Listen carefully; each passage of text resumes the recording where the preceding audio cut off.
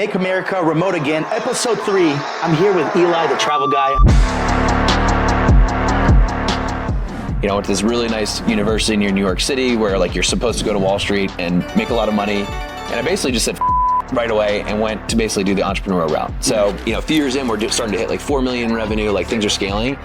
COVID, international large group trips, like you couldn't be in a worse business. Like I started to see these other people popping up online that were running these remote businesses. And then eventually I saw like, oh, this is actually a really valuable thing. What would you say like the number one attraction to what you do is? If there's one main thing, is that we we help people take their bucket list dream trips that are 20, 30, 50, $100,000 trips at like 3 to 5% of the pocket cost. So we were in a blue ocean. Like I was creating a niche. Like there was no one doing this the way that I was doing it. So I saw that and I was like, this will be cool.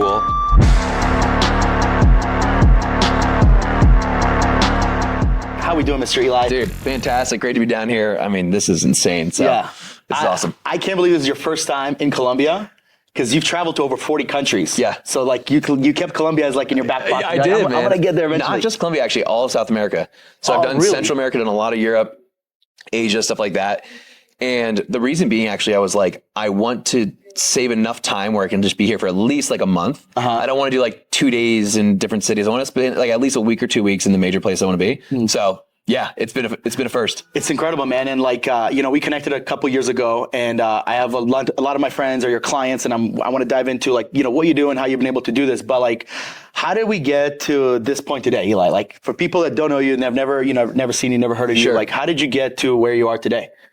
Yeah, I mean, the business story we could definitely dive into, but as a whole, you know, just like from being a little kid, and this is something I've actually been exploring more lately, is like, what are the things that lit you up as a kid that are like the through lines to your career now? And like, to me, that's like what someone's zone of genius is. And like the things that they're good at that feel effortless and natural. And like, so I've been exploring that a lot.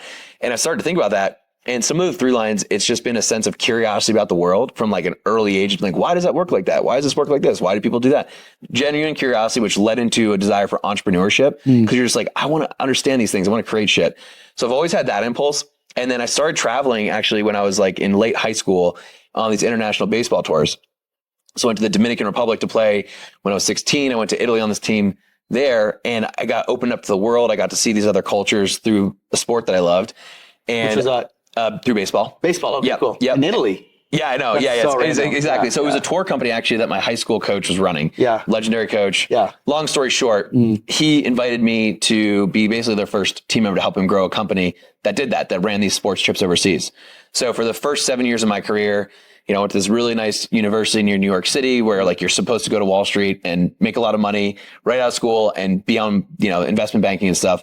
And I basically just said, fuck it, right away and went to basically do the entrepreneurial route. So started out building this tour company, got really into travel, got obsessed. And through that, just following that sense of curiosity, sense of adventure, passion for travel. This is my second endeavor in the travel industry. And I've just always loved exploring adventure, having fun, building stuff you love. And that's where I'm at. So if we go back to high school and I asked some of your close friends, like who's Eli? What would they describe you as? Social butterfly. Like I was friends with a bunch of different people in different groups. And that would probably be the first thing you'd hear. Like I was always the guy like, you know, one of the things I love to do now is throw events. So I throw an annual ski trip, a ski mastermind event, and it's really great. It's like an invite only experience, really high quality because it's just a good event. And I always love bringing people together. And people are like, why do you like to do this? It's so much headache and details. I'm like, dude, for me, I get off on it. Like I love this shit. And if you went back to like kindergarten, I'm literally like going down the bus, talking to people like, hey, there's this thing at the school. Are you coming? Are you coming? Are you going to be there? Are you going to be there? Same thing in high school. Yo, football team, tailgate Friday. You're going to be here. Like just coordinating events, bringing people together. Social. So that'd be a big one. Yeah. I love it. Yeah. So always had you always had something in you where it comes when you wanted to travel, you wanted to see, you wanted to explore the world, and you got a taste of it when you went to Italy. Yeah. And then so we're talking about high school, and then did you go to college? Yeah. Yeah. So you went to college, finished college? And then I'm assuming most people that do what you do, college is kind of like, I don't know if they teach that in college necessarily. Not at all. Yeah. Not at all. But I will say for a while, I was like very much like, kind of like a, like, fuck the system mentality, you know, just like college is overrated, all stuff. I did learn a lot of really good things that gave me a huge leg up. Like the way that I can understand finance and profit and loss and like cash flow and stuff like that I did get some really good plus networking, probably networking. Right? Yeah, just some basic like things in college that were really really important. But most of the things that I had to learn were through online courses, mentors, life experience, trying shit, reading books, podcasts. Yeah. So the vast majority that actually made the difference, moved the needle, was not through traditional education. Self-education. Self-education, yeah. But it gave me a good foundation and a lot of great connections too. It's funny you say that because, dude, I was super anti-college. It's hard to be anti-college when you go to college and you graduate. I didn't go to college. So I dropped out twice. I absolutely did not like it. And, classic. And I always talk shit about college. But the older I get, I'm like, you know what? There is some good in college because if you have no idea what you're doing in life, it's better to go to college than work a shitty, low-level job. Sure. Now, if you get a good job, like somehow you get to skip the, family, or you have a friend and you get lucky. I got lucky with my first remote job, whatever, different story. But like working as a bagger in Kroger versus going to a decent school and trying to learn and network, I think go to college route. Right. For me, what hurts me with college is the amount that they ask you to invest, because it is, we know now, $50,000, knowing what we know now, that's high level mentorships, high level, and you can buy basically Bitcoin with 50K, Yeah, sure. So it's kind of like, is the ROI there? That's the only thing that I don't like about it. But what are your thoughts when it comes to like college a little bit more now that you've graduated and you have a little bit of a different perspective? Yeah, dude, I think it's totally varies for the kind of person, like who they are, just on like what their soul is about. Like if you're like entrepreneurial and you're like, dude, I'm going to always be creating shit. Like you got to get your hands into something, even if you're going to school, in my opinion. But I do think, so when I even graduated college, I went into more of an entrepreneurial route, but I was still the number 2 in the company. So I was more of an entrepreneur. Like I was the number 2 and they were like, hey, we're building this thing. You go make it happen, which was awesome for where I was at, because I probably wouldn't have been a good number 1 at that point. I had to learn a lot. You're young. I was young. I was super naive, very ambitious. No experience. I probably would have gotten burned a lot investing in stuff. So I think college and sometimes having either a good job early on or having like a number 2 kind of position gives you enough buffer to figure out like what you like in life, what you're good at, what you actually should be doing. If I was 18 and didn't go to college, I might have just maybe my parents were like, hey, the money we'd give to college, we'd give it to you now. I might have just like lost it really quickly. I don't know. So odds are, each person's different. 100%. I think. Yeah. But also friends, and I'm around entrepreneurs. And I'm like, man, people that work a 9 to 5 or work for these companies, like they must just hate their life. I have some friends who love it. And I'm like, for a long time, I judged that. But I'm like, dude, actually, if you're happy and you make $150K a year and you have a stable job and you're loving the life in the suburbs and that's your thing, like go for it. Great. That would kill me, but like for you, I'm pumped. So I love that. I love that mindset. I think that today, if you have that plus remote, right, bro, then you're really happy, because the suburbs usually like you have a family, kid. But if you have the 150K safe job and you're remote, you're unlocking a lot of like checklist thing, I'll have to introduce you to my buddy. He actually has an offer right now called job stacking. So what he teaches people how to do is how to get like 3 to 4 jobs and then use VAs and AI and automation and basically do like a Tim Ferriss mindset, but be like, basically like, delegate all of your work to 3 other people and essentially have like 3 different W-2 incomes and stack those to make like 250 to 400K and work like 20 hours a week. If that works, dude, God bless. Because I feel like at some point, some people are going to be like, wait a second. Yeah, exactly. I know, it's crazy, but it's pretty funny. This podcast is brought to you by Remote Latinos. Remote Latinos is a world-class recruiting company that helps companies scale by finding the best talent in the world. We've hired over 1,000 people, and if you're watching this and you're looking to hire someone else, head over there, remotelatinos.com, link in the bio, book a call with our team and let us help you out. This podcast is also sponsored by our community in school. If you're interested in real estate, whether it's wholesaling, fix and flipping, or even Airbnbs, we have a community with nearly 1,000 people that share everything they know about real estate. We go live every single week, do a Q&A. This is absolutely free. And our ultimate goal is just to provide you guys value and connect with more real estate investors, wholesalers, fix and flippers, or really entrepreneurs that are interested in real estate. And lastly, this podcast is sponsored by Creator Fest. Creator Fest is the greatest event for entrepreneurs and content creators. It is the first time in history that content creators get to learn from entrepreneurs and entrepreneurs get to learn from content creators. This event is in Orlando, August 15th through the 18th. It is put together by my dear friend, Iconic Becker. And if you're looking to elevate your content game or elevate your business, you need to be there. I have a link in the bio where you can get $50 off your ticket. So sign up now and I'll see you there. And now let's get back to the podcast. So graduated college, and you talked about being an entrepreneur and not an entrepreneur, and you obviously were super young, trying to figure out life. So what was the period of your life of graduating and getting this job and traveling, and then obviously where you are today? Yeah. So I kind of mentioned a little bit, like my former high school baseball coach was leading these baseball tours overseas. He turned that into a business. And when I was studying abroad in Spain, he was asking me for some help. And I was like, sure, I'll help. And so first, just kind of lesson, I was like, just give value without expecting anything in return. It turned into an awesome job opportunity. Now, the funny part about this was like, I was so against working at traditional. I had done one internship in like a sales role in a 9-to-5 as in a cubicle, and I hated it. Hated it so much. What you hate about it? Just like the tedious work, being in it, like everyone's like fake office bullshit talk. They're not really being themselves. Yeah. Like just being so, and like the work sucked. It was so boring, so monotonous. I didn't care about what the company did. The team didn't really have like a cohesive environment. And I remember specifically the sales director, who's not a great leader, let's just say, came over, and like, I'm like 22 years old, but he's like, tries to motivate me. And this was it was like insulting basically. He hands me like a $20 bill, and he's like, you see this, Eli? If you hit your numbers by the end of the day, this could be yours. And I was like, $20. I'm like, I gotta get the fuck out of here. So I swore to myself, actually at that point, I was like, I will not work in a place where I can't wear a sleeveless cutoff t-shirt. That was my rule at 21. I'm not even kidding. Yeah. And I was like, so like that's my new thing. A couple months later, job opportunity, get the invite for the tour company. And I was so pumped about it because it was travel, it was adventure, it was something I cared about. I was going to have a big role. I was going to have freedom, and I was going to be entrepreneurial. And I was like, I don't even care what I make. I will figure it out. And I should have probably negotiated a little bit because my salary was really low. So I was working like 4 jobs. I'm hustling, driving Uber, coaching baseball lessons, working at a restaurant. Hustling, trying to build this company.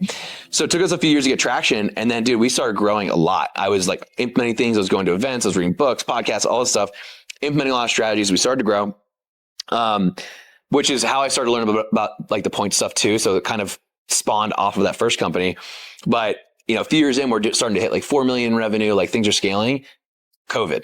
International large group trips. Like you couldn't be in a worse business. Like you can't go overseas. Probably the worst. The worst. Yeah. Like putting 60 people on a bus in a foreign country. Like you can't do that. Nothing. You can't, and we couldn't really pivot it because we were like the international people. So we went from like 4 million a year pacing that year to 150,000 overnight. Like that happened. So that was when I was like, all right, I'd been really passionate about this thing. And I was like, this is going to take a while for us to rebuild. Yeah. Let me launch something on the side. And I started to see these other people popping up online that were running these remote businesses where they could work anywhere in the world. And they're making 10K a month profit just doing coaching. And I was like, that is insane. Like that sounds like the dream. So I was like, what can I do that I'd be passionate about that I could add value with? And I was like, dude, this points thing, I've been saving our company so much money. I've been traveling all over the world in like first class, like a baller when I was making nothing. Did you learn this in the company you're at? It was self-taught completely. Okay. I was just personally interested because when I graduated from college, I mentioned the finance stuff. So I had all these friends that are on like Wall Street and stuff. They're making a lot of money and they could travel as much as they wanted. And I had other friends that were traveling and I was like, I want to travel too, but I don't want to have to take a job I hate in order to afford that kind of lifestyle. So how can I do it? Points. So I figured out the points thing out of necessity for myself first. And then I saw, okay, I'm building this tour company and we spend a lot of money and we have a lot of travel. Maybe we'll apply there. And so I saw this difference of like, okay, if I apply these point strategies to a company, I'll save a company like 30, 40, 50K a year. Whereas for myself, I was getting a few extra flights. So I was like, damn, the scale of this thing works a lot better for a business because the amount that a company spends, the amount of travel that goes on in a company is much more than just most individuals. So that's kind of how I learned the points thing. Yeah. I was just doing it because I was passionate about it. I was like reading all the blogs. I just got obsessed. There was no intention. Plus you love traveling. So I love traveling. And it was a way, it was like, the dopamine hit and the gamification you get from a video game. But instead of like beating a boss and getting a badge on a screen, you get to go to Thailand in business class. Like I was like, this is epic. Yeah. And I wanted to go meet women across the world. I was like, what are chicks like in Europe and other countries? Like I need to go see that. So there was a lot of motive there and there was no intent to start a business. It was just, I'm just following this thing that I'm really interested in and is really valuable to me and the company I have. And then eventually I saw like, oh, this is actually a really valuable thing for like the larger world too. And I could do something with it. So that's kind of how I ended up here. So what was your role in the company you were working? Is it more operations? Like what were you doing on a day-to-day basis to have you like be, $4 million as a whole is a lot of money. I mean, we're talking about $500K a month, $600K a month. Like you guys are doing pretty freaking good, right? Yeah. So what was your day-to-day in that company before you had this vision? Sure. So, what's interesting too, I learned revenue and profit are very different things as well, because that was a tour company. So we'd sell $5,000, $10,000 trips. and you can sell a lot of them, but margins are like totally different than when like 4 million means when you're an online coach or consultant, like totally different. 100%. So that was interesting. But yeah, so my first title was like sales and business development. They're like, you're going to go out and build all these different relationships and drive sales. I was like, cool, let's do it. And they also put me in charge of building itineraries for the trips. So I actually, like, my first assignment after I graduated college, like, you're going to go to Europe for 3 weeks, go make all these contacts in different sports clubs around Europe. And so for 3 weeks, I was just traveling over Europe, like meeting local baseball connections and field hockey and hockey and volleyball. It's pretty cool. But they put me in charge of that. But I had read this book called Linchpin by Seth Godin in college. And basically the idea was like, add so much value and become so like responsible for things that you become irreplaceable. And then you have leverage. And so I was like, I'll just apply that. So they would ask me to do stuff, but I'd be like, cool, done. Give me more. I was like, what about this? Can I take on that? They're like, sure. And so I was just doing shit. And I was like, take it on.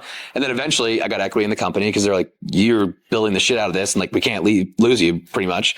And so I had a lot of autonomy. We were able to make hires and stuff like that. So that was kind of the start, but it became more operational. I got to touch everything in the business, finance, operations. Yeah, exactly. Got it. Mostly marketing and sales, but a little bit of everything. So then COVID hits, and then you're like, all right, I got to figure out how to do what these other guys are doing. Because at that time, like, me and you didn't know each other, but I was that agency. Yeah. I wasn't an agency owner. I was selling, but I was making pretty good money, living, travel, remote, whatever. So it's funny because I think 2020 was such a big turning point for so many people for many reasons. But for the people that think a little bit bigger, I think it was like a really big turning point because it made you realize that, holy shit, like there is a way where I can do whatever I want to do anywhere I want to do it. Correct. And that's a huge mindset shift. Big shift. So 2020 hits, and then you were like, all right, I think, where did this come from? Like, you're listening to podcasts, and then you're like, I think I can teach this. Was there already coaches? I remember, actually, before you answer, I remember Ty Lopez in his course had a credit. Yeah. Stephen Lau, the credit guy. I've actually talked to Ty since then about this stuff. He was like, we're going to work with us, actually. Hilarious. Yeah. So I remember that, and I got it. I remember like, oh, this is so cool, da-da-da. And where did the idea come where you can teach people this? Because it feels pretty niche. Super niche. That was the hard part. So that was the beauty and the challenge. The beauty is, you're familiar with like the blue ocean term? Of course. Yeah. So we're in a blue ocean. Yeah. Like I was creating a niche. Like there was no one doing this the way that I was doing it. There are blogs, there's articles, there's the points guy, but no one was providing a service, and definitely no one was doing it for business owners. So I saw that and I was like, this will be cool. But I also knew no one knows what the hell this is. So it took a lot more fortitude and grit of like not getting traction for a long time to get runway. But the beauty of that is you have a natural moat because you're the first mover, and it's hard to replicate it because it's not an out of the box business. So I tried to launch this business 4 times before I got it off the ground. It took me like a year and a half to just get my first $300 sale. Why did it take you so long? Because I was building other companies, so I didn't have a lot of time. And I just didn't understand. I had a lot of great business skills, but I didn't understand like direct response marketing, like, getting feedback from people and product market fit and testing and stuff like that. So for a while, I was like, oh, I'll target business owners and I'll teach them how to do points. And I was like, it'll be 10 one-on-one calls. And they were like, dude, I don't want to do that. Yeah. And I was like, why not? And I couldn't identify that, like, with their values of time and where their money was, like how they would value this. And so it took me a while to kind of get that mindset. The market research is a big part of that. Yeah. And a huge part was I didn't have a team. So VAs. So the biggest game changer, the reason I got traction, and I credit Ravi so much for this, Ravi Abhival, we built Scaling with Systems. I joined his program a long time ago. I got a VA. This was before I knew you. I got a VA. I got some strategies and some systems, and I was like, wait, this could work. So I had her just like sending out, she still works with me. She's awesome. Wow. Sending outbound DMs, LinkedIn, cold email. And I was like, I just need data. I need to figure out what works. And eventually that's what led to traction. So I didn't have systems. I didn't have a team. I didn't have anyone to get leverage with. Core values, any of that stuff. Yeah. And so it was just really hard. And then add in the fact that it's a new business. If you're going to run COVID. And also I was like launching another travel company off of another travel company during a pandemic. Like, but I didn't know how long it was going to last. Nobody did. So I was like, Omer, but trust me, man, like in 3 months, you haven't traveled. You're really going to want to travel then. That didn't really work. So it just took a while, but eventually things clicked, and then the brand started to blow up, and it's been up into the right since. Yeah. It's kind of cool, man, because I feel like our parents' generation traveling was so unique. Yeah. It was like a once a year, maybe twice a year. And majority of the time, the trips are like driving down to Florida or like going to New York. So going to Europe is like a very big thing. Yeah. Where now, one of my favorite things about the remote world life is that it's so much more common. Like when I tell the people, obviously you've been to 40 countries, which I want to talk about, but that's like more unique. But like most people I talk to, and obviously there are a lot of business owners and they've traveled. They're a little bit more well traveled, which is good because for two reasons. One, it provides you a network of people that you can actually work with. But two, it gives you an ability because it's a needed business today because nobody wants to be stuck. I feel like we're in a world where things are moving so fast in AI and technology where we're already, the platforms that we're using on a regular basis, they're moving so fast that if we're not moving with them, like even physically, if you're so stuck in like bubble Iowa, like I feel like you're limited because what would you say, you know, kind of off topic, on topic, but what would you say have been like the biggest lessons for you when it comes to traveling and building a business? So number one, your expectations of like, I live full time in Austin right now. I travel a lot, so but like my home routine is not the same as my travel routine, and I come to terms with that. Some people, there are a small percentage of people that are really, really unbelievably disciplined, and I credit them. Awesome job. God bless. Yeah. I don't have that, but I also know that. So when I'm on travel mode, I'm like, I'm going to be 90% of what I am at home, but that's great because the life experience, the other benefits from travel can outweigh just like being more efficient. So you have to like determine what are your values and what are your priorities, because if you only value business growth and that's the only thing you value, then you probably shouldn't travel much because there's headaches, there's logistics. But like if you value a rich life full of experiences, connections, adventure, discovering new shit, then like, okay, your business grew by 3% less this month. Like, shit, you're going to die in 80 years. Dude, go see the world, man. So it depends on your values. That's one. But the other thing is, it really teaches you how to be adaptive. Like you have to be able to think quickly on your feet. You got to be able to troubleshoot and solve quick situations. You know, if you're in different cities, to figure out like foreign exchange and currency and are you getting screwed or not, how to negotiate deals, like how to work in different environments quickly and pivot on the fly. Like you learn a lot of valuable skills. And then when you go home, you're like, oh, this is business on easy mode. Like everyone speaks English. I have great Wi-Fi. I don't have to go anywhere. Like it makes it even easier. You're like, this is great. I can order Uber Eats or whatever. So I think there's a sense of appreciation for that too. Man, there's so many things, but those are a couple. I love that. And the last one is just like less rules and rigidity. So like there'll be times where I'm traveling and you have a flight and then the plane's Wi-Fi goes out and you can't do the thing you were going to do online. So like maybe you get to the hotel room and you hit a wave of like, you get some energy at 9 p.m. and you work from 9 p.m. to 2. Your normal day is not then, but like, that's what that is. And like, cool. You still moved the needle where you needed to move it. You just didn't do it during your normal hours. And like, sometimes that's the case. That is what it is, right? Yeah. I love that, man. And, we'll come back more about traveling. So you go back to the story. So Ravi Abubala, I love that you say that. And you're like, I didn't have a business back then. So it's like perfect timing.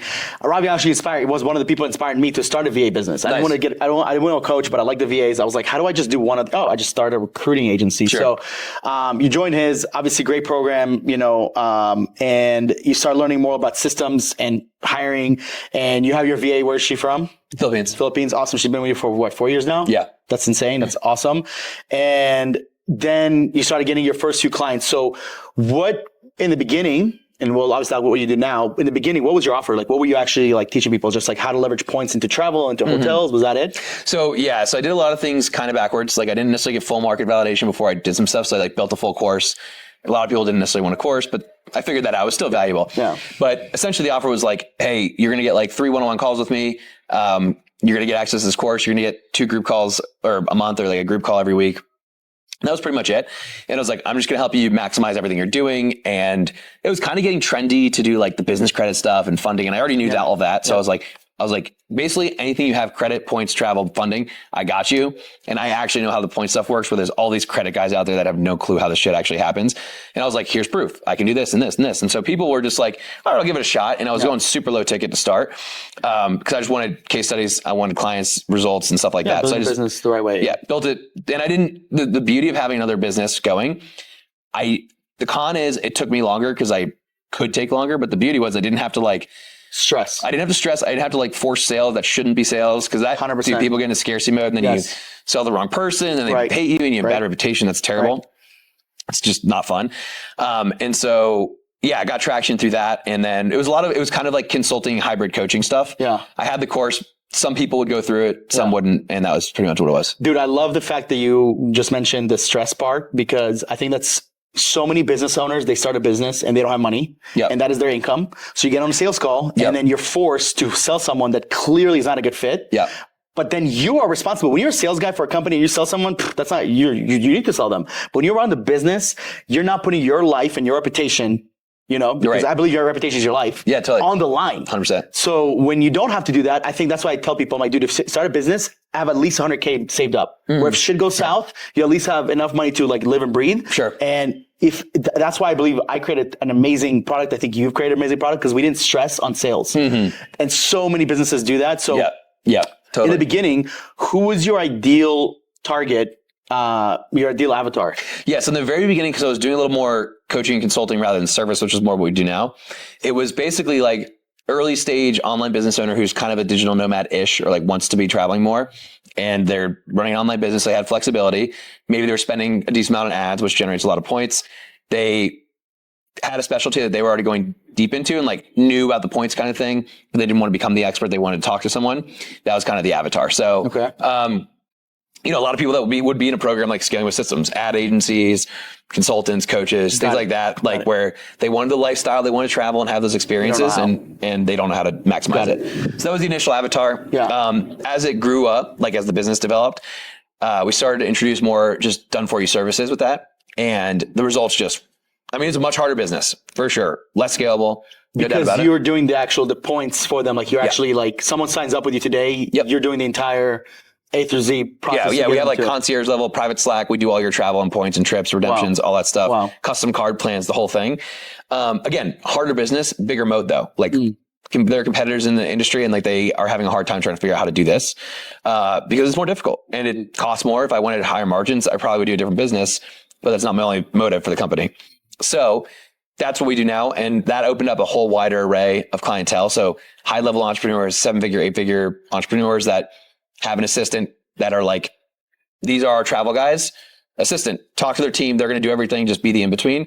So we're dealing with some pretty high profile, like well-known big name brands online. And that's because we expanded like the service offering that way. You know what they say, the bigger problems you solve, the more money you make. Totally. Right? So it's like, and who you solve it for too. Like, no, there's nothing wrong with the first avatar, but like, do you know Cam Harold, for example? I've heard of her. Yeah. So like Cam Harold, there's a couple other like really big name folks that we've helped with, and you mentioned some of them earlier, and I'm like, whoa, some people that are really, and they're networks and masterminds, and like when that person just mentions, that I worked with them, they were good, 50 people immediately are like, I heard you from, like, I'm already in, just 100%. Tell me how to pay. So delivering exceptional results to high value people that have a good audience and platform is a phenomenal marketing strategy. 100%. So that's been cool too. It's a high pressure, because it's funny because we have probably like 10 huge clients that we work with, but then one of them didn't get the best results. So once you like kind of not get, then you basically lose out on like that entire. So it's a very, it's high risk, high reward. You know what I'm saying? Like, totally. So I like you got to put you're putting your nuts on the table. 100%, 100%. So fast forward, you started the business, obviously started getting some clients, learning from different courses, podcasts, like you mentioned. And then now you actually do the entire service for the people. So if someone wants to, instead of them having to hire someone and train them and then learn the point system themselves, you guys just do the entire thing for them. So like, we have 2 tiers. So we have a service tier, and then we have our school membership where people can get access to, it's not necessarily a course or anything like that. It's more a done with you offer. Okay. They're coming in, tons of live access to full-time experts, a feed where they'll be like, hey, I'm going here. I need help with this. We'll like show them how to research it and cut something down that might take 2 or 3 hours on their own to like 20 minutes. And then we have our service options where we're like, we'll just handle it. Nice. So even in the low ticket, there are like extended options for people to learn it.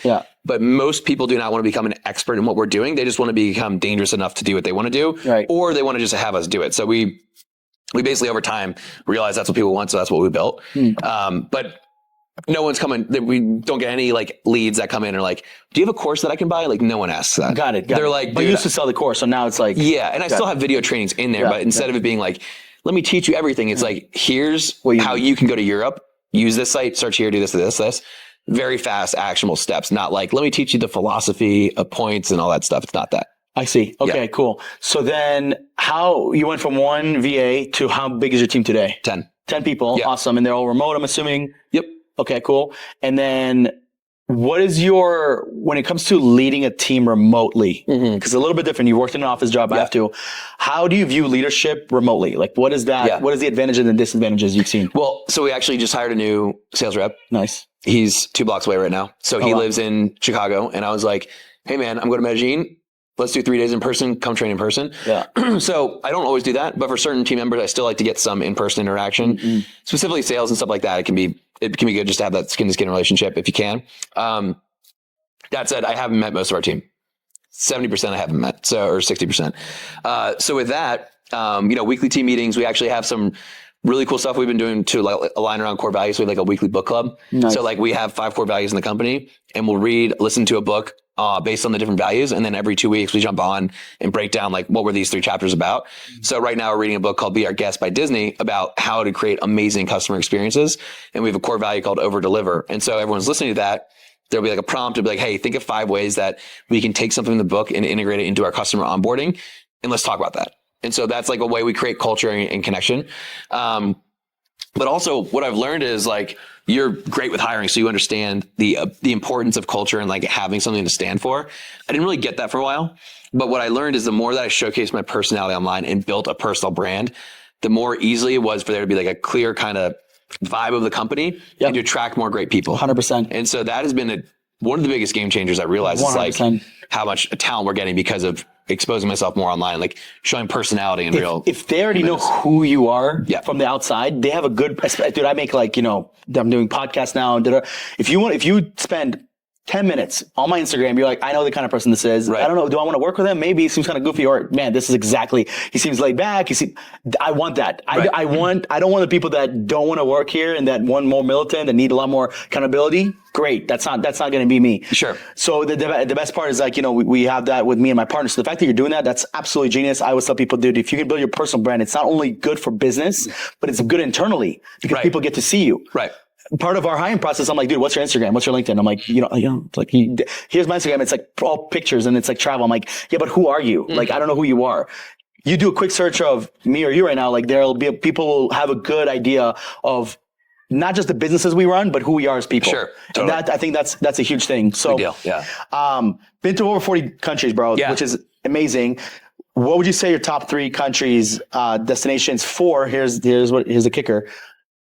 To work remotely, where you want to have a balanced life, not just to travel, but you want to also you want to build a business, but also you do want to explore the city and see different parts. Yeah, so I'll throw number 1 out there, and I haven't been in a while. I'm going in the fall again, but I'll throw Portugal out there. Love that. It's developed a lot entrepreneurial since I was there, but I absolutely loved it. And it's kind of like people will call it like the California of Europe. You're on the West Coast, beautiful weather, like just so many awesome beaches, great food. Become a huge digital nomad expat, remote working hub, Wi-Fi, like all that really good, very safe in a lot of ways, lower cost-ish compared to a lot of places. So I'll definitely put Portugal up there. Love it. Plus access to Europe. I mean, there's so many cool places around the world. You're in Europe. So it's like, from there, it's like epic, right? Yeah. So that's definitely one. I mean, I would probably put this, I feel like I need a little distance from it to put into perspective, but I'd put this up there for sure for remote work, just based on if you're building a business that services North America primarily. Same time zones is a big deal. Huge. You actually asked previously about some of the benefits of working while traveling and how to handle that. One of the things that can be a pro and a con is when you are in a time zone that's further away, you have limited time to interact with your team. So that can be a problem during certain seasons, but during other seasons, that can actually be a good forcing mechanism for you to be focused. And be like, I have 2 hours where you overlap with me. So the 2 hours matter and we're going to be dialed. We're not going to like dilly-dally around. So that can actually be a good thing if you are in that season. Yeah. So I'd probably put this up there. I haven't been to Bali yet. I obviously hear that's a great one. I did like Thailand, but for me, it was just not the vibe that I wanted to be in, because at least most of the people that I was around personally when I were there were more, it might just been who I was around. So I'm not saying this is the case, but it was more like they were kind of going there because they didn't want to build something and work. They were there because they wanted to kind of just chill. Party, chill. Which is not bad for a season, but not if you want to like truly build. So I'd probably throw the third one for if I was picking Barcelona. I love Barcelona. Similar to the reasons in Portugal, close to Europe, great food, great culture, relatively cheap, access to everything. World-class city. Great food. All sorts of things you can do. So I put that up there. So when it comes to working when you work in South America, like, you don't really have to adjust besides like, okay, what is Rappi and like kind of figuring out like the weather. Okay, cool. But you got that down. Time zone's a huge difference. So like, what is your regimen when you're traveling to a different continent and you also want to work? Like, what do you prep yourself ahead of time? Yeah. How do you get in the zone of, because when you're traveling, I know you're working. You're not just like, just not. Sure. Yeah, and I know you do a really good balance, which is what I think attracts a lot of people to you as far as, your type of clientele. Because like you said, if you're just grinding, you want to build a business and don't want to travel, you're probably not. I'm not the guy. Definitely not the guy. Yeah. I'm So, the kind of guy who's like, dude, let your business just fail for like a month and go take a life-changing trip. Right. Yeah. So like, how do you prepare yourself when you go to a different continent, different country completely, and you have to adjust and you also have to work? So it does depend on the season of the business. Are we hiring, where we have a sales call, like what's going on? Because like if we have turnover with a sales rep and I'm back on calls for a period, like that changes things. Yeah. But I have kind of a couple different modes. One, like if I'm in Europe or something like that, I love actually working from there because the morning is so quiet for so many hours where it's like, man, you just get like a 5-hour deep work block in. And then like the team comes online and it's like 1 p.m. and you're like, oh, you guys are just waking up. What's going on? Like you're way ahead of the game. So that actually can be really, really nice. It does, if you have a lot of calls that you're doing client facing calls, like if you're taking sales calls, that's tougher because now you're like up late in the night doing that. 6, 7, 8 p.m. That's tougher. But that can be really great for like deep work. So I love that aspect. From a standpoint of how I schedule things when I'm like in North America time zone, whether I'm in Austin or here, wherever, I'll tend to do a lot of calls that I can do without being on a computer in the morning because I like to do walk and talks. So I can get my morning steps in, get sunlight, that kind of thing. And like one of my goals for the business is to be able to like work 80% of the time just off my phone. Because for me, I'm like a verbal processor. I don't really like to type shit, whether it's texting or computer. I'd much rather voice note or speak. And so for me, if I could run the business just talking, I would just walk the whole day and run it from my phone just with AirPods in. So I like doing the morning where I just have those calls. And that's a great way for me to kind of set things. So that tends to be more of like the travel vibe when I'm in this time zone. Unless I have like certain periods where it's like I'll block things in the morning, but that's usually what I do. I guess it just depends, like you said, on the season of the business. Cause like, are you having to be in front of clients and are you super intense into like, you have to replace yourself as a sales guy? So exactly. I was just thinking as you were talking, like a couple years ago, I did a Turkey, Israel, Egypt tour. Sick. Super fun, pyramids, spend time with fam, all that stuff. Pyramids are crazy. Crazy, bro. Crazy. I had to do 2 days there. I was like, I went, first day I did outside tour. The next day I went inside. I was like, this is insane. When you walk in, you're like, it's so cool. It's insane. Yeah, it's a fun one. But I absolutely dreaded having to work 6 to 3 p.m. It was, my work started at 5 p.m. and it went until like 2, 3 a.m. Yeah. And dude, honestly, I have never been so disconnected from work. I genuinely remember being like, next time I come here, I'm just going to not work. Because for me, 1, 2 p.m. to like 8, 9, 10, cool. But like the 6 p.m., I'm out. Mentally I'm mentally clocked in. Of course, I'm a CEO and I always do work. But like at 6 p.m., I don't have a schedule. I can do whatever I want. I can work. I can do. So have you ever felt that in a place that when you've traveled and you have been on a season and like, how do you, because I think that's the one thing that a lot of people hold back from traveling is they're scared of losing their business because of travel. Sure. Well, I do think that to a certain point, that can be very motivating too. Like that was painful for you. That was the worst. So you came back saying, now I need to design the business. So I can go there and just do what I need to do and have the team handle it, or I can take the time off. So I do think that's actually a good thing in a certain way where it's like, you're going to feel the pain a little bit of that. And you're like, man, okay, if I just do a couple things, I could really free myself up. Yeah. And you won't be driven to create that level of freedom if you don't experience that. So that's actually, in my mind, great. Now you know the next level, the next frontier of creating like, people talk about FU money. I think like FU freedom. Because like now you have flexibility with your time. That's the bigger thing, right? So, but yeah, that will definitely happen for me too. And it's kind of just like, it sounds a little spiritual, maybe woo, but it's like, you just got to surrender to it at that point. You just got to be like, this is the season I'm in, the stage I'm in. I want to change it, but I can't. And if I fight it, it hurts more. So like, just go with it and make the most of where I'm at for this current mode. But I'm also really interested right now. I haven't taken a few weeks off in a couple of years, like in terms of full-time off, because I travel a lot, but I work. Yeah. When I go down to Argentina and Brazil in the next couple of weeks, I'm going to take about 10 days off, completely offline. And it's going to be really interesting because I want to see, like my buddy Austin Netzley runs an awesome program in Austin. He has a policy called the 2-week vacation test, where he's like, you should structure your business and it should be just a sanity check on the business. Can you take 2 weeks off? If you can't, that's not necessarily a you problem. That's like means the business is not. So yeah. So Austin Etzley has that policy in his company, cool company called 2X. They help people scale through like systems and KPI tracking and all that stuff. But yeah, the policy of a 2-week vacation test, which is when I first, and this is how I knew I needed that policy in my life. Because when I first heard it, I got scared. And I should be getting excited, but I was like, I can't take 2 weeks off. And it's like, dude, if that's how you feel, you need it the most.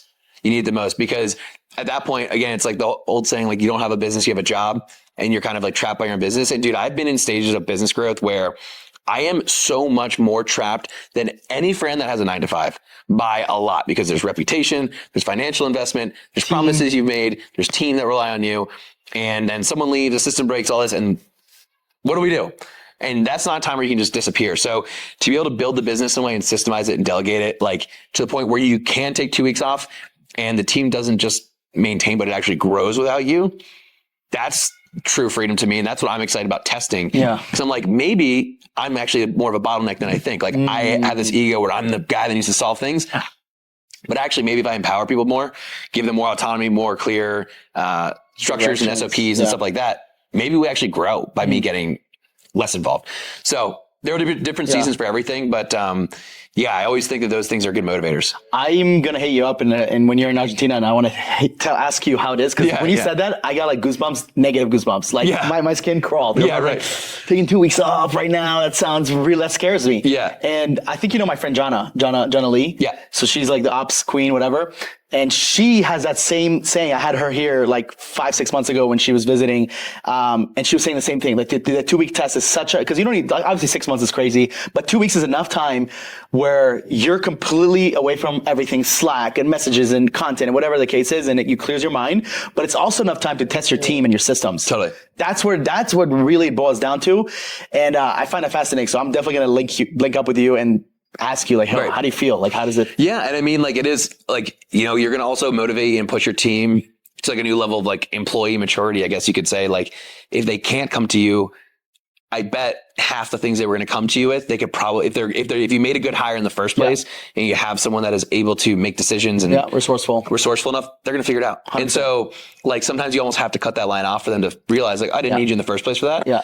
Because it's a convenience to have access to you, right? And so, plus, it's a challenge of leadership. Exactly. Yeah. And plus, both of us are a small team. I have 22 or 23 people. You have 10 people. So it's like we were talking about earlier. We're still at the level where we're talking to almost every person to a certain degree, right? Obviously, some more than others. I have a leadership team, whatever. So it's interesting because I am like the resource for a lot of the people, right? And so are some of the leaders. But what happens when that person's not there, or the CEO? So that's definitely something interesting. It's scary because I think that most businesses crumble in those 2 weeks. They take the 2 weeks off and the business, they come back, there's no business. Really? I think that most businesses that are doing between, I think the sweet spot for this is when you're doing at least 50K a month. I think if you're under 50, if you're under 50, it's like, don't take it. Yeah, sure. But I think the 50, or be prepared for like stack up cash for the few weeks before. But I think the real thing is when you're between 50 to 200, because you're at that point, you're doing anywhere from like close to $1 million to like $2 million-ish. Yeah, we're in that zone. Yeah. Right. So if you go on vacation, your business is not there in 2 weeks, you never had the business in the first place. You are the business. Sure. And it's so interesting because that mentality, bro, I don't think it's only what you said is like it's scary, but I think people they know that they're not going to have a business because of how much the business relies on them. Sure. So it's a really good tester for you as a business owner and for your team. Right. So I think I find that fascinating, bro. Yeah. With travel and everything that you guys are doing, like, are most people coming to you guys for travel advice and like not necessarily advice, but travel and point system? Is it, you mentioned finance as well? Like, what would you say like the number one attraction to what you do is? People come to us for different reasons, but if there's one main thing, it's that we help people take their bucket list dream trips that are 20, 30, 50, $100,000 trips at like 3 to 5% of the out of pocket cost. Crazy. So they're going to go, and sometimes they're younger and like it's a honeymoon trip and they're going to the Maldives for a week and they're going to fly Emirates first class where they're going to shower on the plane and have Dom Perignon and caviar and a in-flight bar, and they're going to go to an overwater villa. Like we'll crush those. And that's like a honeymoon trip for maybe a couple, like 25, 30, 35 age kind of person. Yeah. Then there's like, we've had a client where he came to us, he's a home builder, and he's like, hey man, I want to take my family to Europe. My mother's 92. She's never been to Europe. Our family roots are like, we're Catholic. We want to see the Vatican. This is like her last shot post COVID. Like she's kind of, you know, it's 45 grand for me to take my family there in business class and we don't want to fly economy. Can you help? I'm like, sure. This would normally be around 4.3 million Amex points the way you're about to do it, which you don't even have enough points for. We can help you get this for 350,000, which we did. So it was like 1/10 points wise. 350,000 points compared to 4.3 million Amex points through Amex Travel or $43,000 in cash. Wow. So those are the kinds of things we're known for. There are a lot of other things where people are like, I want to just, when I travel a lot for like Icon, for example, when we were working with him, he was doing a lot of travel for events. He's like, dude, I want upgrades. I want first class. I want lounges. I want all this stuff. And he started getting that and he was stoked, dude. He was like, he was obsessed. Yeah. He was like loving it. And so that's a big deal for him. But I'd say the bigger bucket list things are the thing that people mostly come to us for. But when people are like, what are you? What is this? Basically, if we were going to chunk it out, like what is a company? It's like if you took a CPA, like an accountant for your credit cards, because we go through, we audit things. We have like numbers, we're tracking, we're doing all the number crunching. If a CPA for your credit cards had a baby with a points geek and a travel advisor, it's kind of all three. So you can say, where should we go? What are the experiences we should have? I haven't traveled. I don't know. I've got a family. I've got this stuff. We advise on the travel experience. We advise on how to get the right cards so you are maximizing that, being smart with your finances. And that in turn allows us to use the points. So we get crazy deals like I was just saying for that guy that went to Europe with his family. So without giving all the way the secrets, like how do you take someone that is about to spend $45,000 on a trip, potentially millions of points to like a fraction of that, but essentially what is that? Yeah. Dude, so here's the thing with this. It's kind of like, I mean, there's a secret sauce to this kind of, but not really. I mean, like, dude, you can Google shit. ChatGPT exists. It's not that the information isn't there. It's that there's too much information and it's too confusing to put it together. So I don't have any qualms around sharing all the secret sauce because like people have a hard time doing this on their own already and it takes a lot of time. That's why one of the things I like about your content is you actually tell people and then they're like, I don't feel like doing this. Yeah, exactly. I do the same thing with hiring. I'm like, here's everything. Here's the websites. I don't want to do this. Right. So then they come to you. And exactly. And that's the beauty of if you have something where you don't have to gate your content. Like if you have if you have a business that's completely built off of like gated secret sauce content, it'll catch up. Yeah. I mean, AI is going to be like, those are gone in soon. In my opinion, but the key premise of that is so points can be used differently. Not all points are equal and they can do different things. So there's points like with an airline, you can have Delta miles, you can have Marriott points, but you can also have points with a bank like American Express membership rewards. That's different than a card issued by Amex, which would be like an Amex Delta card. I'm talking about like an Amex Platinum or an Amex Gold that earn you Amex points. When you have those points, or there's some other ones, you can transfer them to airlines and to hotels through partnerships.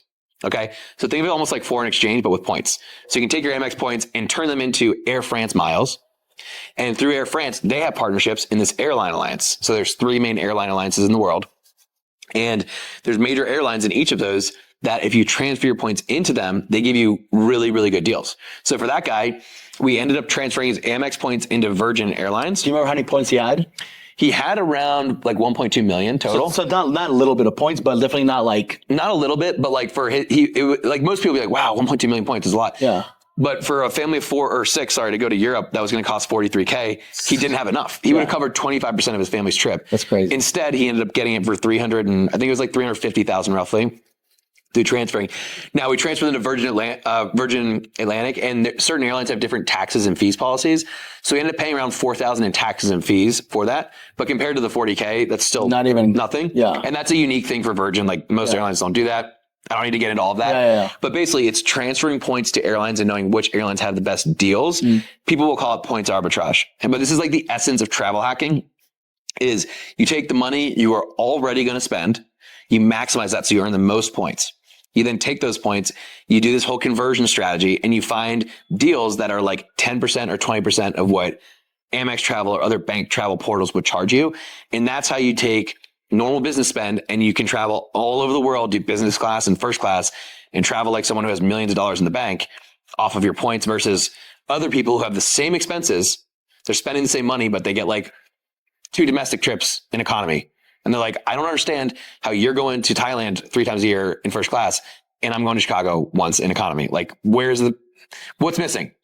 small optimizations on both sides of the equation. These are just like a bunch of loopholes that nobody knows about, because it's like most people don't know about this, right? The only people I know about this are like people that have used your services and obviously like experts in points, but it's like again, it's such a niche market. Like, are these like legal loopholes? How does this, and then how does this affect like taxes when it comes to, you know, paying at the end of the year and whatever? Yeah, phenomenal question, because it'll segue right off of that.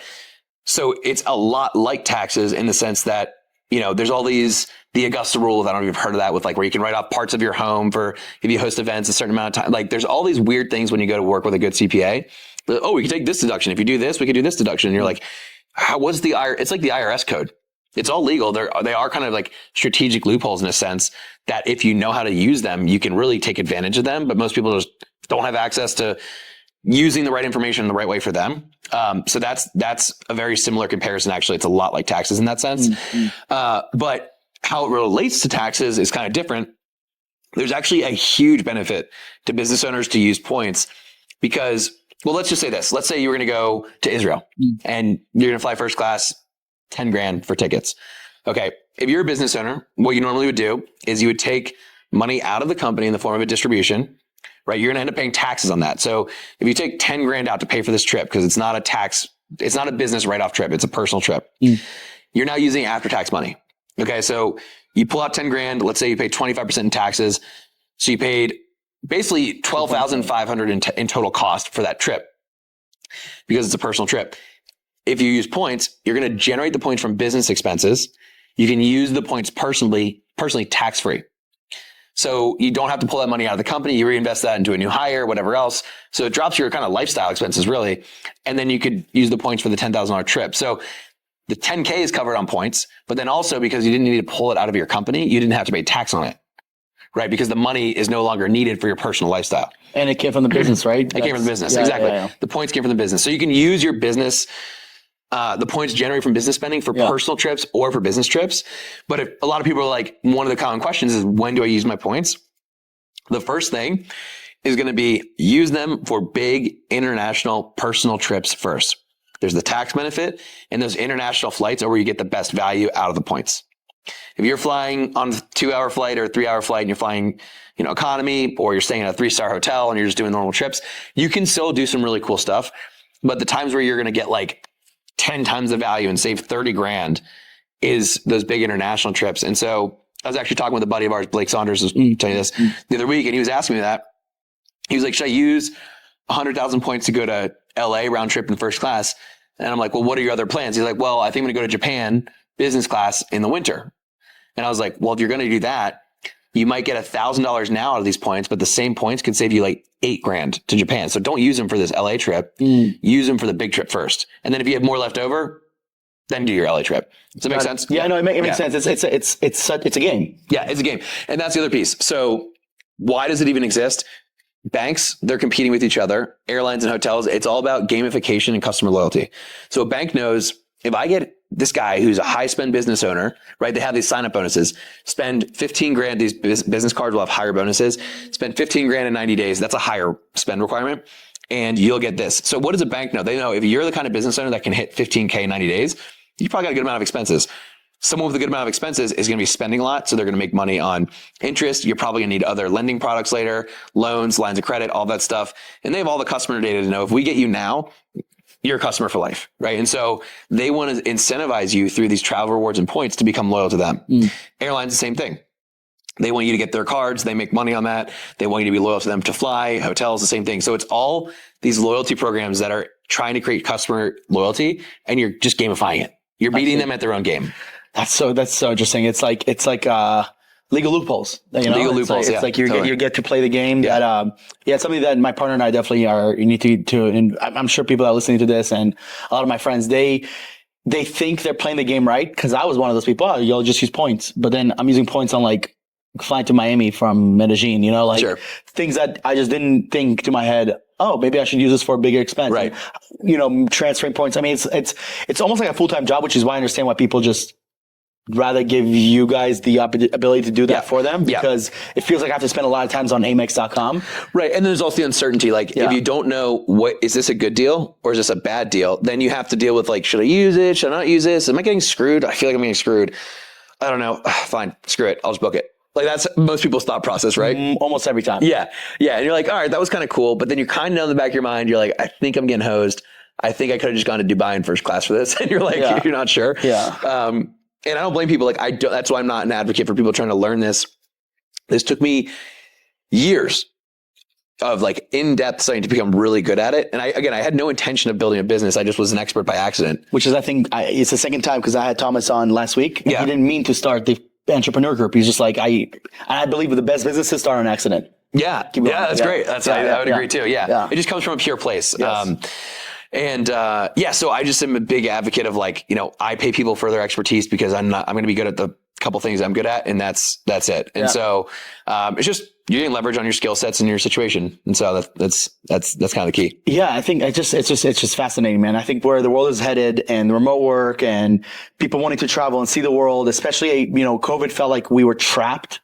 So like launching this in COVID around the COVID years, like ironic because it's like we were trapped and then boom, I tried starting travel agency. Yeah, called Freedom Travel System. So it's like freedom. It's like the first big thing. Yeah. 100%. Mm-hmm. I wanted to go back to a point we were talking off camera and I was like, he needs to say this on the podcast. And you have a big client, we're not going to say who, that's been kind of a pain in the ass, which we've, by the way, every single business that's done 100,000 a month and, has been in the business for 2-3 years, you have one client that's big, that's a pain in the ass. Yeah. They always tell you, go for the big clients. Yeah. And you go, and some of them, honestly, majority of them are awesome people. Totally. They're super easy to work with. Mm-hmm. There's always that one or two that I'm like, I don't know if it was worth I don't think your money was worth it. Yeah, totally. Like if I can go back, I'd be like, hey, don't take his money. Yeah, right? Exactly. Right. Totally. And you mentioned this one thing about leadership. Mm-hmm. And I think this is so powerful. So tell the audience, like, what is this quote and how does it pertain? Well, I'll tell you how I heard this. So I was speaking at an event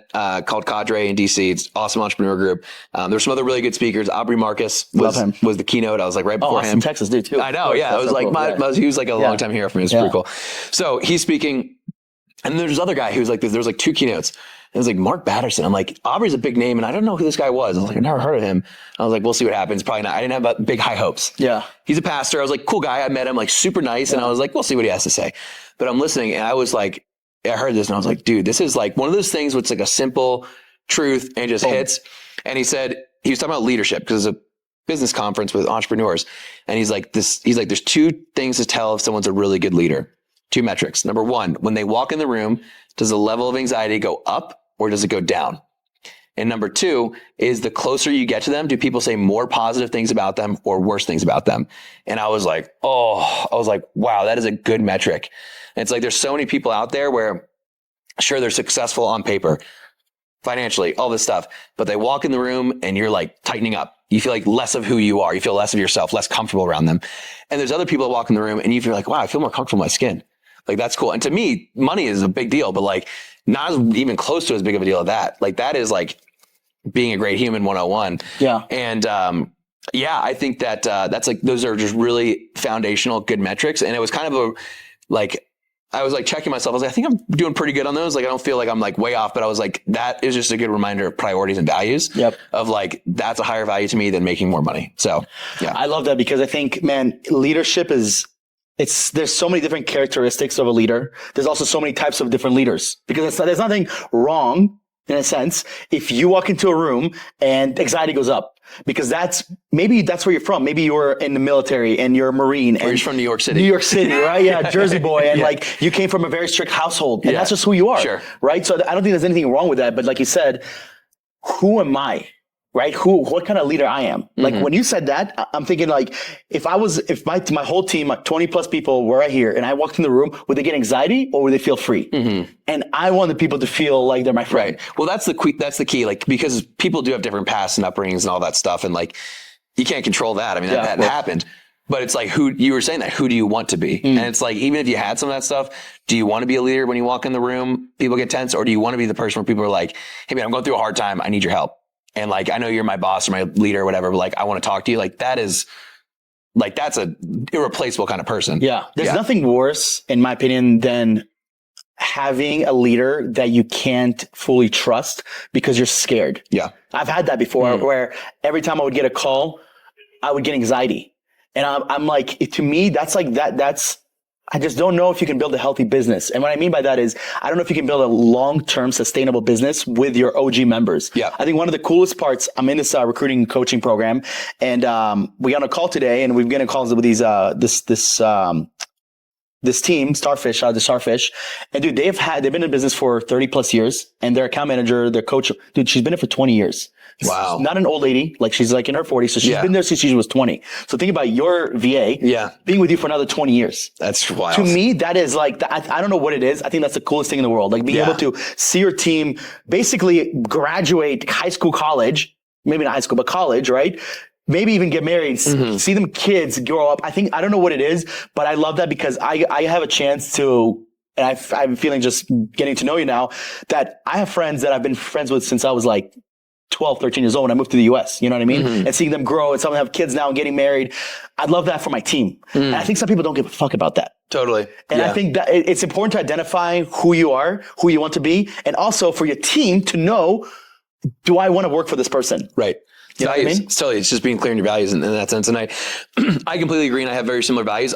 It's interesting because I've had a hard time letting go of some people because of that reason, even though they weren't a great fit. And it was like, oh, this is killing me inside. Cause like, and it was like, I gave someone like, 5 extra chances. Cause I'm like, dude, I just want you to be the person I know you can be and you're not. And this is killing me. But that's also interesting because that's part of a leader where it's like, you have to deal with your own emotions. Like that was just my own weird inner kind of like feeling guilty for someone maybe not liking me. Yeah, something like that. Exactly. So it's always an interesting thing. Like there's different sides of you. I think that have to come out in different seasons, but I completely agree about the long-term relationships and long-term values. And even there's a lot of business advice. And I think maybe this applies to people that like I've had a pretty stable, normal upbringing in most ways.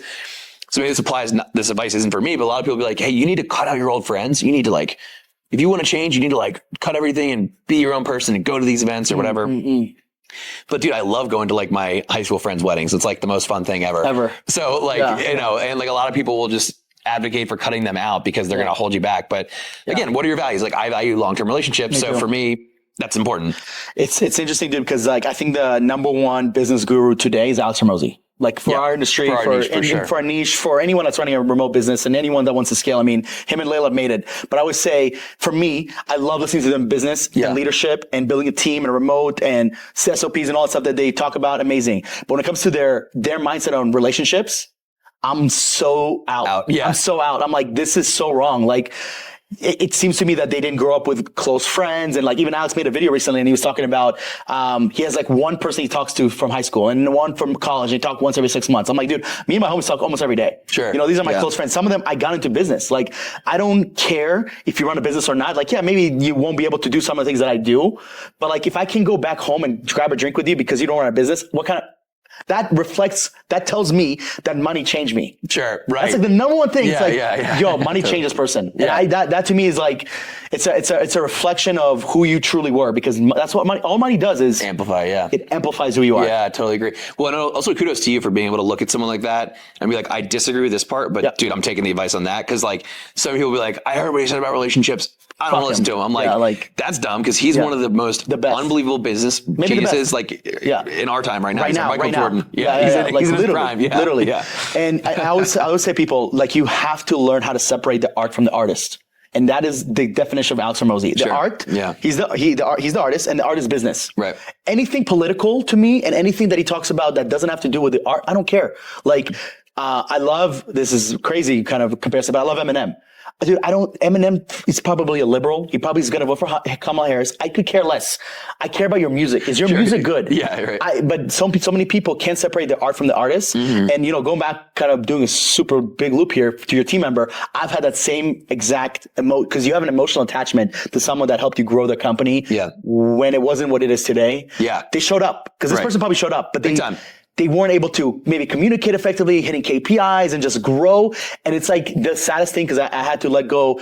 I had to let go of my editor today, and I was just like, dude, if you just did this and this right, and it has nothing to do with editing, it's literally communication and attention to detail, which I guess has to do with editing. You'd be here. I don't want to fucking replace you. Yeah, like I literally don't. Yeah. You forced me to. Right. And I, you know, we probably have clients, both of us, with they have such.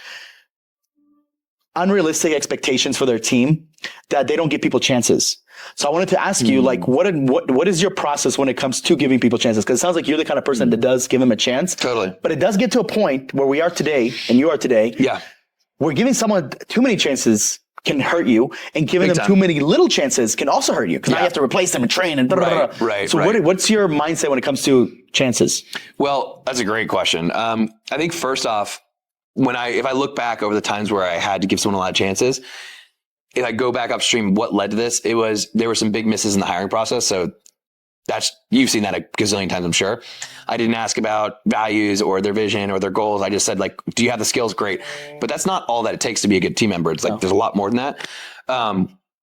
So that was usually like an upstream thing. So I learned that, because the more that I get that right, the less chances I have to give. And I don't have to be in that dilemma of like, do I do this or not? Second thing is the whole, hire slow, fire fast mentality. I think there's a lot of truth to that. And I do think there's an opportunity to give chances, but like, there's just a lot of gut feel in that too, to me, where if you know that someone's just done something a couple times in a row, it's like, you could give them a chance. But as I've gone on in business, the patterns have shown that, like, if they haven't gotten it with their first chance, like if you give them a second and a third and if you give them 1 second chance, they haven't gotten it right after that, and they didn't make the change after you made it the first time, the chance that they're going to make it the third time or the fourth time is like really low. And I had to learn also, like, if your business is growing pretty quick, like I had a really good mentor tell me this. He actually helped scale Mind Valley from like 5 million to like 60 million. So he's like their COO there, blew them up big time. And he was like, dude, if your business is growing at like 100% a year, like it's been growing at, you can't expect a team member to double their skill set and capacity to keep up with that role. Like, the company's going to outgrow them. Yeah. You're going to have to either hire in more leadership, and they're going to change. He's like, that is not a bad thing. You can't get mad at the person for that. So sometimes, unfortunately, like, the company will outgrow the person, and some people will grow with the company and they can adapt, and that's obviously ideal. But so yeah, I do think trusting your gut in that is huge. I'm a big fan of one chance, and hopefully not having to give other ones. Right. But if you have a team that is kind of fragile, you can get blinded. And so the biggest thing I do for that is I get outside advice. That guy helped a lot. I have a lot of coaches I'll talk to about these things at different points for different things, because they can see it objectively. And if I know, dude, this sales rep is not doing well, but like, the last thing I want to do is go back to closing calls right now. I'm so burnt out of that. And like, I just want to do these other things, then I'm more likely to keep someone who shouldn't be there, because I just don't want to have to deal with rehiring them and doing it again. Training. And And so that is my own blind spot. And so the biggest thing that I do for the chances thing, I get outside help. And I'm like, what are you seeing from here? Because you have a better perspective than I do. I'm too close to it. So that's how I tend to do it. I love, everything you said is so true. The gut feeling is like, you can't teach that gut feeling. Right. There's something like, someone, I interviewed someone last week and everything matched. But something my gut was like, this person's not a good fit. I don't know what it is, a culture difference or something. And another thing, going back to Hermosis, they say this, and this really clicked. They said, your rock stars, you knew about them from the first week, how they showed up, how they finished their work, how they communicate. Like, dude, I look at my rock stars today that I have in my company. I'm like, yeah, you, all of you guys crushed your first week, first 2 weeks, versus like the people that I wasn't sure about. They gave me all the red flags in the first month. Yeah. Inconsistency, not in KPI, not being detailed, whatever the case is. Then I'm like, wow, I can literally tell if someone's going to be them. Right. Or not them. Sure. You know what I mean? Yeah. As we wrap up, man. So if you were to go back to 2020, when you first started the business, what would you do different than you've done today? And I'll ask this in a different way. What would you have done to get to where you are today faster? It's a lot of things. I would get more intimate with the finances. So what that means is really understanding, what are my cash flow metrics? What are the actual core KPIs of the company? Where are these things at? Because it was really easy for me to get caught in the hype of brand's growing, revenue's growing, all that, but is profit growing? Like, what's going on with your cash flow? Like, these are important things that are lifeblood to a business, where it was like, I haven't really been tracking this as closely. Like, I thought if I just kept selling more, like, things should work. And it's like, yeah, but your margins as you built the team went way down compared to what they were when it was just like you and a couple of VAs. So I got a little loose with some of that stuff, and I started investing in a lot of like events and masterminds and coaches and stuff like that. And they were all really good, but it was just maybe too much too fast. And I could have been a little more conservative and just like monitored, like, what are these kind of core KPIs? That would have been one of the biggest things that I just way overlooked. Okay. So that's definitely one. Second one would be, I would get more clear on what a good hiring process looks like and having higher standards. If I want to bring the best out of you, I'm going to be honest, I'm going to be direct, I'm going to give you good feedback because you want to grow. If you don't want to grow, you shouldn't be here. But that would be another one where it's like, I'd have much higher standards for who we hire and when we hire, and not just think of things as like, we need someone next week for sales. Who's best? Okay, you sound good, you're in. And I kind of did that in the beginning. And so that would be something I would definitely change. Those would be the two biggest things. Those are huge. Those are huge. Do you think you can make a B player an A player? You can't make them that. I think that you can create a compelling enough vision that could potentially inspire them to want that for themselves. But I think that's got to come from them, and you can't control that. But I do think if you cast a vision and you're a good motivator and a good leader, you can create an environment where they're going to start to feel, because people, they have maybe shit from their childhood that like, whatever it is. Yeah. And if you give them resources and you make them feel comfortable enough and that you believe in them, sometimes they'll believe in themselves. And I actually, the coach that I mentioned to kind of bring this full circle, that I built the tour company with, he's still a great friend, still own part of that company. Dude, he's one of the best leaders I've ever seen. But his domain isn't necessarily, he's good at business. It's baseball, high school baseball. He'll make the 10th kid on our team who's not that good play better and believe that he's better than the number one kid on the other team. And he's just the best at it. So I've seen it done, but he just believes in the kid so much and they feel it. And then they're like, maybe I am good. So I think there's an ability to help convey that, but some people don't want it. And you can't change that either. Yeah. You're not going to be the one that like gives them everything they need, because at the end of the day, they need to be the one that turns their B to an A, right? Like the best teachers in the world are the ones that are able to deliver information that the kids are going to remember and take for the rest of their life. Yeah. Totally. Those are the teachers that I remember today. I'm like, those are the ones that I'm like, wow, Mr. This, Mr. That. Like, thank you. It was life lessons, right? Totally. Because it was like, so I do believe like part of being a leader is being able to identify who are your other leaders. And this is very key, versus who are your top performers. Because this is something I keep messing up on. I have literally messed up it's a good one. So many times where my high performer, I'm like, this is a high performer, I'm going to make this a leader. Right. But in reality, this person's not a leader. They don't know how to deliver messages. They don't know how to deal with their emotions. And it's like, I'm forcing them to be something they're not. And then the other part is turning a B player to an A player. Yes, there's systems involved. Yes, there's training involved. But if they don't have it here and here, then there's almost so much you can do. No, they do. I went to a Tony Robbins Business Mastery event last year, which was phenomenal. And he nailed that. So he has a really simple framework for that, which is 3 buckets. So he calls it the artist, or you could almost call it the technician. Like they're the craftsman. They're good at the thing. They have the skill set. And then there's a second bucket, which is a manager leader. So they're a great communicator, great leader, but they're not necessarily visionary. They're not the risk taker. And then there's entrepreneurs, and they're different people. And I have a hard time. This is one of the hardest things for me as an entrepreneur. I'm like, vision, freedom, compelling, like take the risk, do the thing. And it's so hard for me to remember that other people don't think like that. So I'll be like, why would they want to work here? Like they should create their own thing. But I'm like, oh, that person's a craftsman. Yeah. They like doing the thing. They don't want to build the vision. That's not their thing. They like doing the thing. And that's great. And there's other people who like having the team and managing things. And they don't want to be the one to build it, but they also don't want to be the one to actually do it. And so it's like figuring out who people are on that level is so key, because to your point, like, the best point guard doesn't make the best coach. Correct. And so you have to know who they are and figure that out. And as the leader, you have to, because you said, you have to be the one to identify that, because the best leaders identify other leaders, identify other high performers, the craftsmen, they are able to identify quick. Yeah. Right? Because if you don't, good luck. Totally. So what is your perception, idea, hypothesis about where remote work is headed, remote travel, especially with your business? Obviously, the point system's not going anywhere, but obviously with AI, things are getting a little more tricky. I'm assuming some things are going to get replaced with AI. Yep. But overall, where we're headed as a species, you only know so much. I'm curious. Yeah. Because, this podcast says Make America Remote Again. Yeah. So I'm always curious about what is your perception of where we're headed with remote work? It's interesting. I thought about this a lot when COVID hit. Because immediately, I don't know why I thought like this, but this was the first, because I've been in the travel industry for a while. The first thing that came to mind was, people are going to stop hanging out with their neighbors, and they're going to start hanging out with people that are like-minded, that live in other parts of the world, and they're going to form communities, and they're going to travel together. I don't know why. I was just like, that was like week 2. I was like, that's a new thing. And that ship has sailed, and that's how the world's going to work. And we've seen it pan out that way, where like people, you probably don't know who lives on the floor below you. Maybe you do. No. But, like you live next to them, right? But you don't really interact with them because you don't have a lot of values alignment. You just live in the same building. But you have friends probably in like 35 countries right now that you could text and they would be like a homie. You'd have a conversation. You guys would vibe. Yep. They'd come to Medellin next week. You'd go see them somewhere.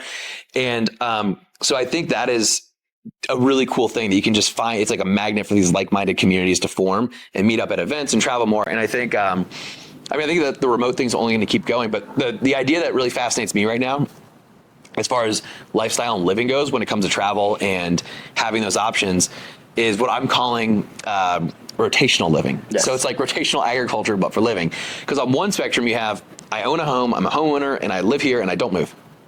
And then you have renting, and then you have like kind of Airbnb lifestyle, and then you have kind of slow mad, and then you have like nomad, where it's just like you're just doing your own thing. I haven't found any of those to be like perfect, but the rotational living thing to me is interesting because in that you kind of have a little bit of like a home base where you have a community, you have like-minded people, you have a crew, you have a spot, and then you have like 2 or 3 of those. And in certain times of the year, you want to be in certain places because that's where the best time of the year, the weather, the crew, the atmosphere, the ambiance, that flavor, that part of you gets to come out. Like when I go to Miami, it's more business, it's more lively, it's more high energy. That's what I do when I'm in like South Florida. When I go to the mountains, it's like, let me just chill, relax, reflect, have fun, be adventurous and outdoors. And Austin is like kind of for me, like a little more grounding, chill. It's a good in between. It is a good in between. So that's why that's my home base. So I like to rotate. But like, I think that will kind of be a thing somehow, whether it's a combination of co-share house, home living stuff that you guys are doing with like entrepreneur houses where people can kind of come in and out. I think there's going to be more that style of living, and it will just allow people to do more of what they want and have the freedom without having to be so fluid with their travel where it's like they don't have a home and you have no stability and you can't root yourself somewhere, because that can be hard too. So we'll see what happens. I like it, man, because I think digital nomads I don't even like being called that, because I feel like I'm a nomad, but I live in Colombia. Like, this is my house. I've been here for over a year. Right. Nomads bounce. Right? They're like backpackers with a business. That's what a nomad to me is, right? So I like the rotational because you're able to travel. You're able to establish different home bases around different places in the world, and depending on the weather or the crew, like you said, and you're able to actually explore different parts. And then the other part is that it's not like you only choose 3 places and that's it for the rest of your life. Right, of course. Like, you get to choose, okay, what's a place like Colombia? What's a place like Austin? And what's a place like Poland? And then you get to basically rotate every other year, or maybe every 2 years, 3 years, whatever. Right. I'm actually a big fan of that, and I think a lot of people that are listening, they're also going to be like, that actually makes much more sense. Right. So I have a client who does it. He's like, oh, this season Miami, and I was like, oh, where are you right now? I was like, he goes, no, it's winter. I'm in Vegas. And I was like, oh, or it was like the fall. He's like, no, I do a fall in Vegas, and I was like, he said it so matter of fact, and I was like, oh, so what about this summer? He's like, Barcelona. Yeah. Like, he was like, duh. I was like, oh, sorry, you don't have one home, dude. He's like, it's cool. He doesn't own all these places. Yeah. He's got his one primary spot, and then I don't know how exactly they sort it out, but like they do it, and it's like perfectly suited. I'm like, that is really cool. Nice. So I like it. So last couple of things, man. So if you were to start a business today, but you wanted to travel at the same time, that's what inspired you. Because I think a lot of people that are starting the online business is because they want to leave their hometown. Maybe they don't have to come to Colombia, but maybe they're moving to the West Coast or the East Coast, whatever. What do you recommend to those people? Like, what's the best way for them to start the business? Obviously, they need to make sure they have their foundations together. But when it comes to more of the traveling and making sure that they're doing things the right way. Yeah. So, I mean, there's so many ways to do it. I like to give more of like a framework for people to find their, like in this kind of thing, a framework to find their own map rather than like giving an answer, because everyone's so different. If I'm like, do online coaching, I'm like, you maybe would suck as a coach. Like, not you, but the person. Don't just do that. Yeah. So are you familiar with Ikigai? Are you familiar with this model? I've heard of that, but explain that. So it's a Japanese term. It's like one of my like life philosophies, and it's like a Venn diagram overlap. So it's like to me, it's like if you were on your purpose, you have this balance: what you love, what you're actually good at, so like what your skills are, what the world needs, like it's actually valuable, and what people will pay you for, like what you can get paid for. If you have all of those, like you're doing something you like, you're actually good at it, so you're enjoying it, you love doing it, like it just feels like, fuck yeah, this is fun, and people are actually going to pay you and need it.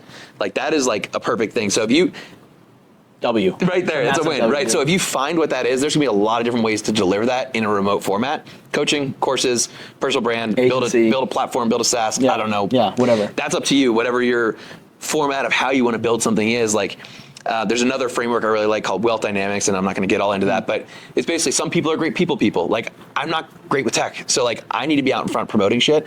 If I was going to build a SaaS, I would have to have a CTO partner, and he would have to, or whatever, would have to build 100%. that. There's another guy out there who's probably a tech whiz, and he might see the same business, but be like, I see it through the lens of technology. I need to build this as a SaaS, not as a coaching program. So like that's the same delivery into the market from a different model because of who we are. So I think you find what you are in alignment with, the ikigai, the thing that you love, that you're good at, you can get paid for and adds value.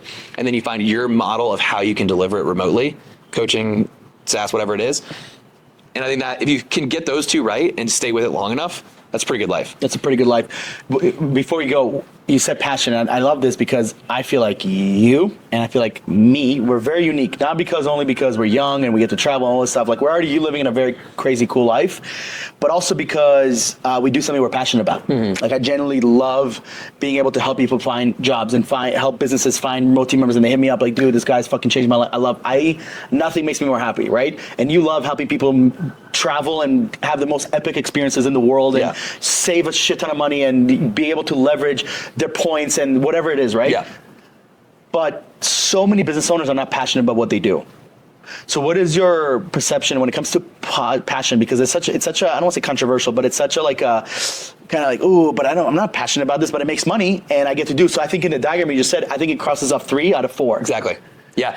So there's actually on this matrix, they'll talk about like, if you were like out of balance on one of these, it'd be like, oh, that's a profession, not your purpose. That's a vocation, not your purpose. That's a passion, not your purpose. So there's a lot of people that might say, follow your passion. It's like, well, yeah, passion's good, but does it make money?